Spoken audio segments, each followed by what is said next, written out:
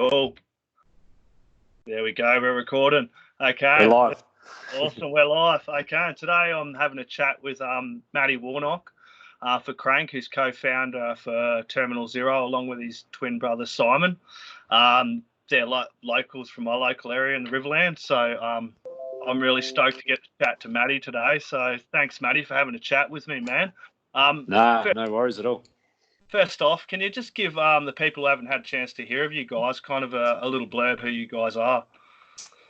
Yeah, so Terminal Zero, we've been around for a long time. We've, we started in the late 90s. We had a couple of EPs that we recorded sort of 98, 99 or close to 2000, I think, with a different lineup to how we are now. We sort of parted companies early in 2000 because my brother moved to Sydney.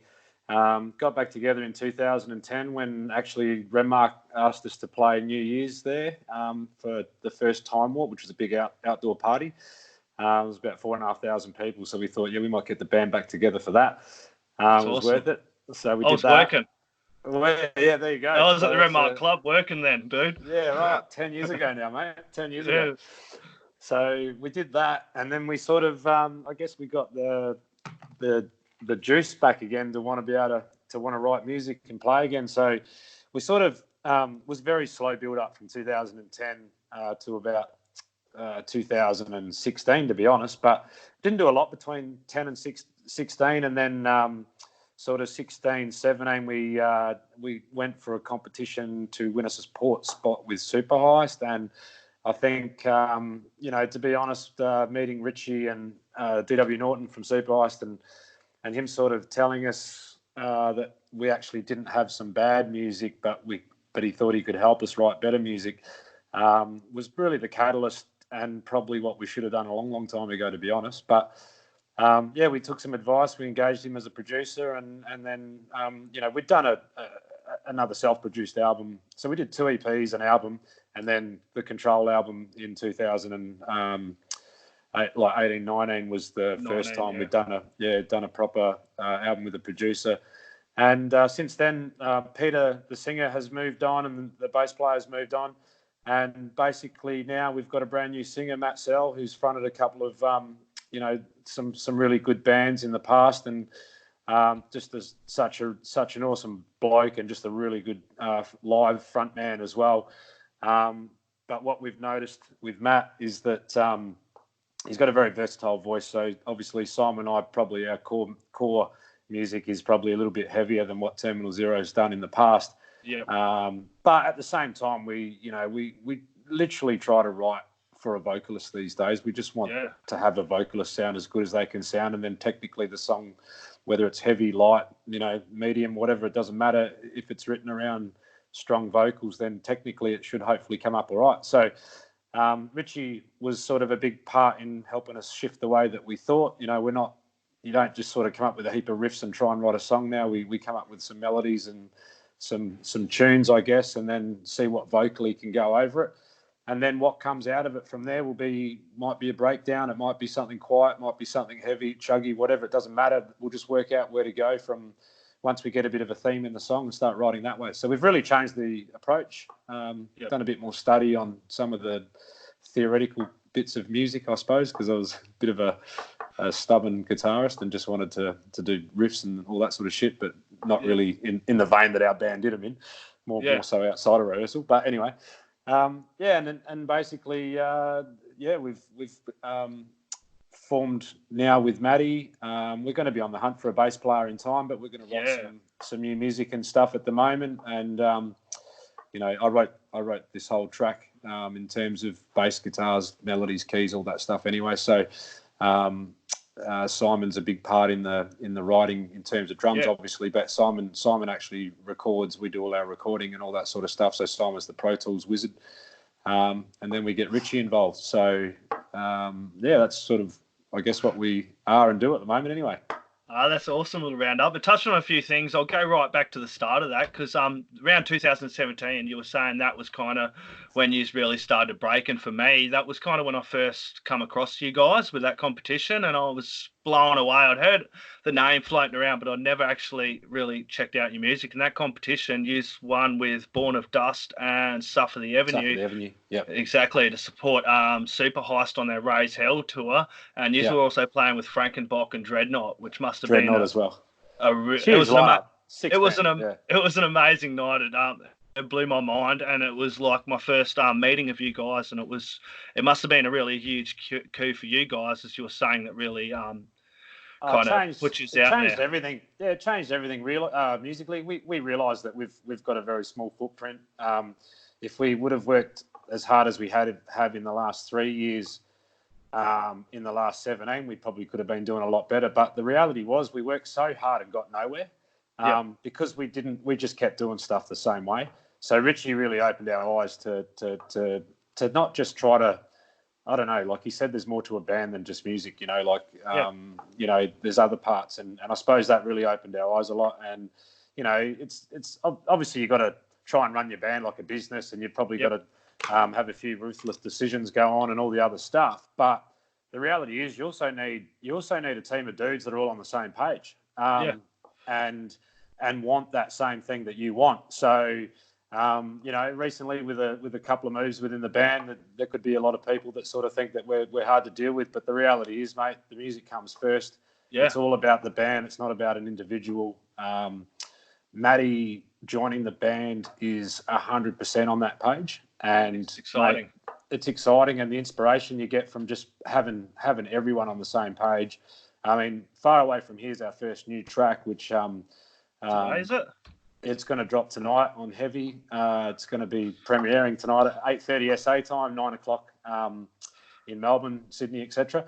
But you know, we're super proud of it. It's, you know, we're not going to say that's our best song. We don't know. We feel that it's taken us to another level of what we can do. But it's our very first song with Matt, and we've only known Matt for 5 months at the most. So, you know, it's actually quite exciting to know what we can write and what we can do. And hopefully it goes down all right. You know, you can't please everyone, obviously. No, I'm really excited for you guys. I've seen you guys a few times before, and I'm not taking anything away from Pete. He's an amazing vocalist in his own right. But Matty coming on board, it's almost like giving you guys a new burst of life. I like that you've gone with his vocals. You haven't tried to copy Pete's vocals and do a carbon copy of what he's doing. You brought Matty in to bring his own little flair to it, and he's booming vocals. His range is unreal. When I seen him live at the Renmark Hotel, I was blown away, dude. I was there to take snaps, and I was moshing on just as hard. Oh, mate, you know, the thing, I think that's the biggest thing is that you can't take anything away from Pete. Pete's a fantastic singer, and he's a great bloke as well. And you know, we've had a basically since birth, we've known each other. Like, you know, we grew up together in Renmark, so school together, everything. So the thing though with Matt is that what we've got a guy that's got a lot of versatility. He can sing clean, he can sing heavy, he can scream, he can rap. But he can do ballads, mate. I mean, if you wanted to do a White Snake song, he'll just make it fly. It's ridiculous. But, you know, he's a big, gentle giant. And but the passion in, you know, we're tracking a new song at the moment. And we're at that point where we've come up with a few, you know, melody ideas and et cetera, et cetera. Now Matty's onto it vocally. And it's like, it's like he just knows what he wants to do straight away. And Simon and I look at each other and go, it's pretty good, man. That's probably what it needs. You know, there's not like 18 attempts of like what could work on whatever. There's a lot of, you know, we've got this little thing where we think that, you know, sometimes it's maybe not be the first thing you hear or the second or third, but if you're doing 15, 18, 20 things to try and make something sound good, then it's obviously something's wrong with the music or something's wrong with the vocals. It's time to move on, you know, come back to it later, whatever. But live, I mean, you saw Renmark. Simon and I've probably never had a band where we've had that response that we had in Renmark, where people, when Matt put his hands in the air, people putting their hands in the air with him. They were singing back words to our songs, even though they may not have even known it.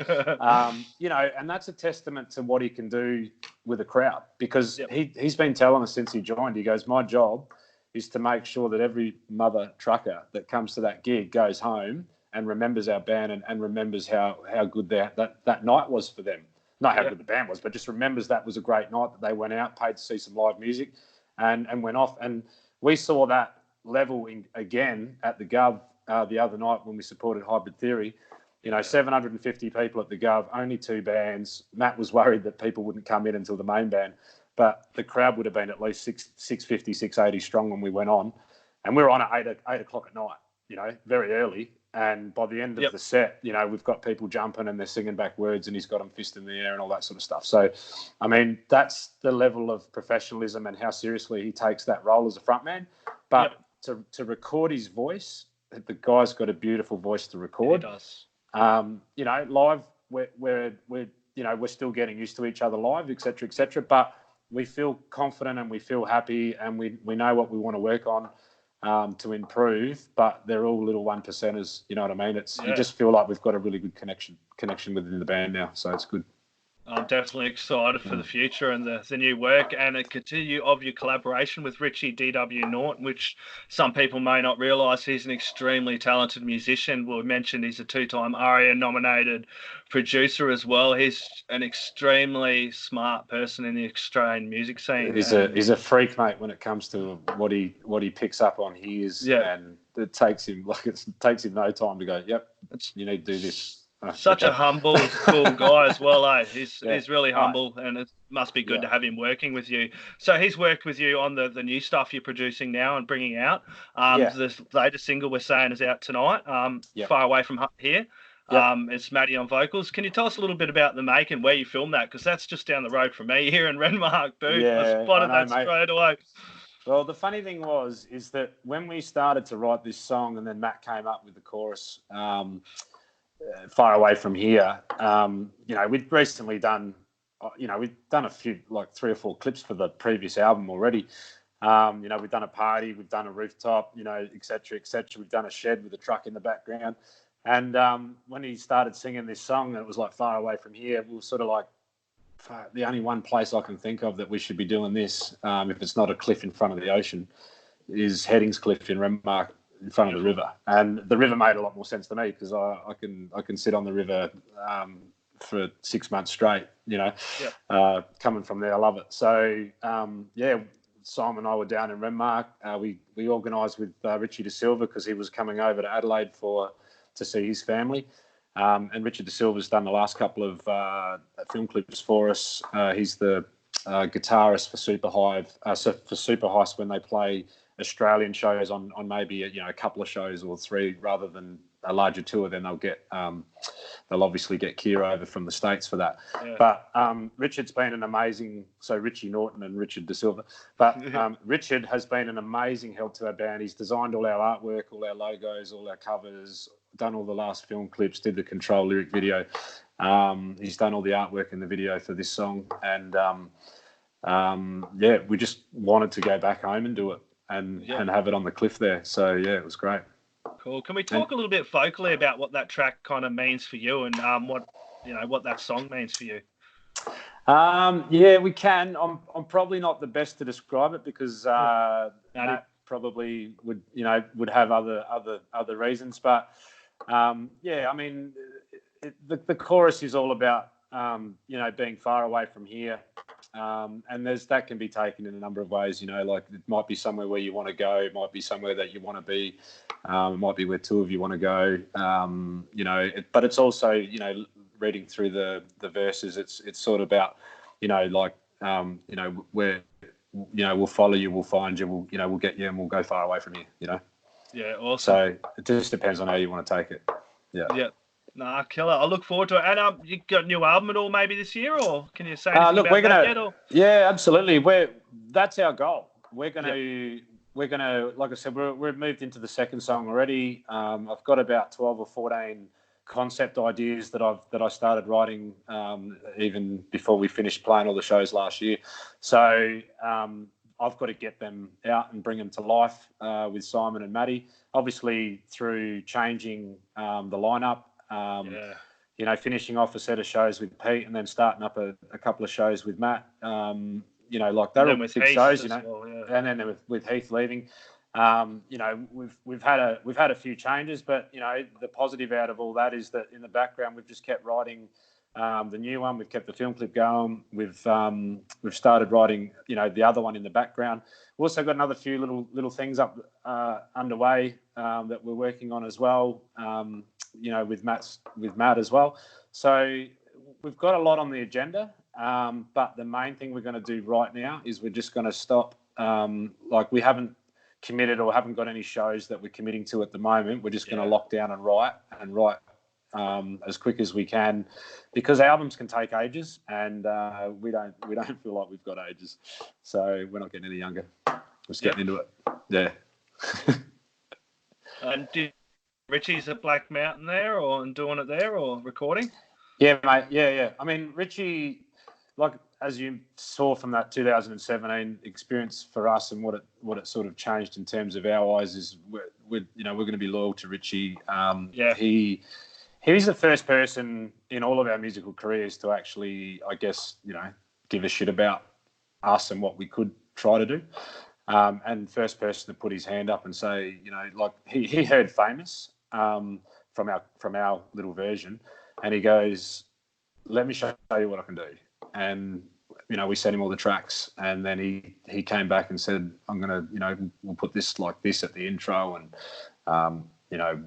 we'll do this and we'll do that." And we wrote the music, and he just helped arrange it and added a couple of ideas and said, "Do this and do that."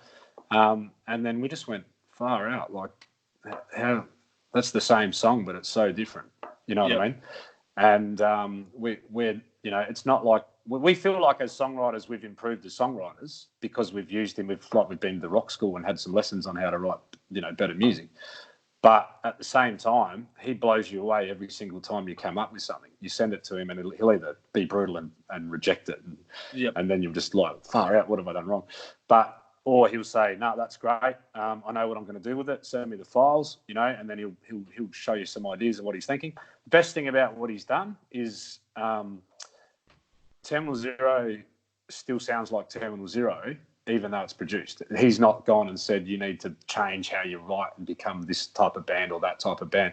He just gets what we've given him and makes it as best as it can sound, and he does a really good job at it. So it's actually one of the most exciting parts about writing is like not being able to wait to see what happens when you send another track to Richie and see what he comes up with. So and he still just blows you away every time. Comes up with something like, far out, didn't see that coming. Whether it's a break or a stop or or it just cuts out the music and lets the vocalist go by itself or whatever. They're not. There might be some beat changes or things like that. They're just stuff that you don't see coming, and some of them are subtle and some of them are brutal. But the honesty and the feedback. If he doesn't like the track, we've gone 5-6 rewrites of a song sometimes to get him to accept one. Yep. So we get punished big time, but it's worth it. Yeah, that's because he knows what he's doing too, though, I suppose. He's extremely smart musician and a smart man. Very smart man. I know you can't go wrong. Awesome, no worries. I'm looking forward to really sharing the hell out of Far Away From Here. I really enjoyed the track. I've had a sneaky watch and listen of it. I'm excited for everyone else to have a listen. On behalf of Crannk and myself, I want to say a big thank you to you and Terminal Zero for always supporting Crannk, and Crannk will always support Terminal Zero and anything you guys have going into the future, mate. I'm stoked for you guys, and I look forward to everything that's going to happen with Matty, whoever you may get in on bass, and anything else you guys are working on. So thank you so very much, Matthew. No worries at all, Jai. Cheers for looking into it and playing it, man, and having us on. Appreciate it. Thank you very much, mate. Cheers. No worries, man.